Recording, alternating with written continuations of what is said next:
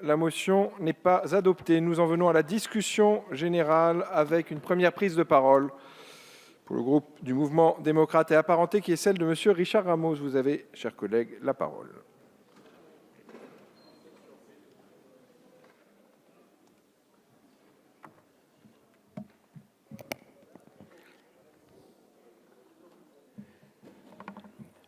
Monsieur le Président, Monsieur le Ministre, chers collègues, nous sommes réunis ici pour débattre, légiférer de ce que sera notre agriculture, du sort que nous voulons réserver à nos paysans, à nos restaurateurs, de l'idée que nous nous faisons de l'alimentation. Manger revêt une dimension singulière lorsqu'on est français, et l'Europe nous regarde, dans le pays de la gastronomie, et cette gastronomie qui est inscrite au patrimoine culturel de l'humanité. Ceci nous oblige, ceci nous commande. Parler d'agriculture, chers collègues, c'est parler d'alimentation, c'est parler d'humanité, c'est parler de l'histoire humaine et de la destinée que nous voulons lui assigner dans la pratique de cette activité plurimillénaire. C'est aussi, dans cet hémicycle, s'interroger sur la manière dont on envisage de nourrir les femmes et les hommes au XXIe siècle. Ce sont là deux sujets fondamentaux. Il y a 40 000 ans, la terre était bien peu peuplée. Les habitants vivaient de chasse, de pêche et de cueillette.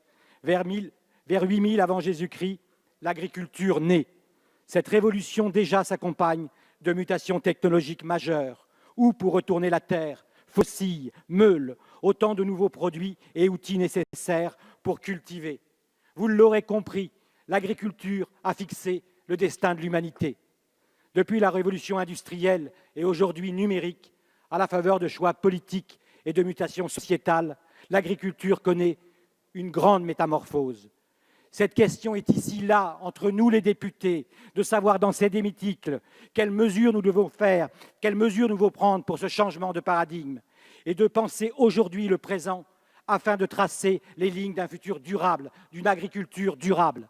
La réalité est celle d'un monde agricole très hétérogène, qui fait du paysan le maillon le plus faible d'une chaîne agroalimentaire où les transformateurs et les distributeurs cherchent toujours les prix les plus bas pour satisfaire une clientèle de plus en plus coupée des réalités et de leurs relations avec les paysans. On comprend la colère de nos concitoyens et concitoyennes quand ils découvrent que certains industriels de l'agroalimentaire, comme le groupe Lactalis, peuvent peut-être, par avidité, les tromper, les empoisonner, eux et leurs enfants. Pouvons-nous interdire l'utilisation de certains produits à nos agriculteurs alors que l'on continue à importer des produits étrangers qui en contiennent? Oui, je m'élève contre cette malbouffe que nous, représentants de la nation, ne pouvons accepter de vouloir installer davantage dans nos assiettes. L'économie mondialisée a facilité la mise en place dans les entreprises de transformation de structures toujours plus grandes, guidées souvent par la recherche du toujours plus de profit. Cette quête mortifère pour les exploitants et les consommateurs, celle de produire plus, aboutit à payer de moins en moins les producteurs, à faire crever nos paysans. À cette spirale calamiteuse vient s'ajouter une très regrettable uniformisation du goût. Des produits contenant toujours plus de sucre et de matières grasses, d'additifs dont la consommation devient un problème de santé publique majeur de santé publique.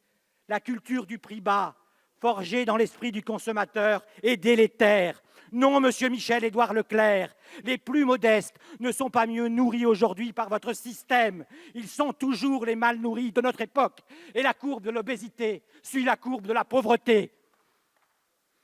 Pouvons-nous aujourd'hui offrir aux générations futures un modèle agricole plus vertueux, plus respectueux du règne végétal et animal, une alimentation plus saine, plus sûre et plus durable, et j'y tiens, plus accessible et accessible à tous, un modèle qui apporte à chaque acteur, producteur, transformateur, distributeur, le juste prix de son travail, à la condition d'avoir œuvré dans le bien commun.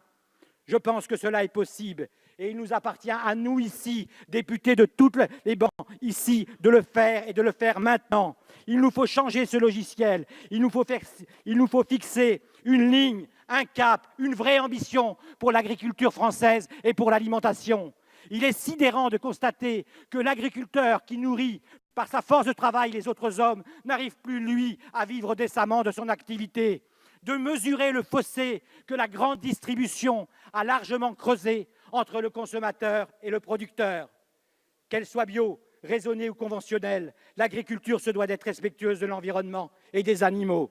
Manger, ce n'est pas seulement se nourrir, c'est un acte social fait d'échanges, de créativité, de découverte et de plaisir partagé, comme on le fait dans notre repas familial le dimanche. Éduquer et comprendre ce qu'est la malbouffe et ses dangers pour la santé doit désormais devenir une exigence scolaire républicaine. Tel est l'enjeu de nos débats dans le cadre du projet de loi issu des États généraux de l'alimentation.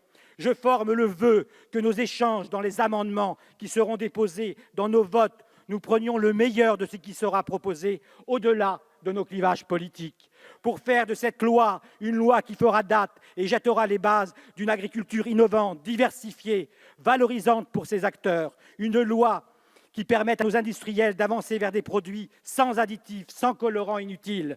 Enfin, ne laissons pas crever nos paysans dans une coupable indifférence. Votons ce qui les rendra de nouveau fiers et leur permettra enfin de vivre dignement du fruit de leur travail.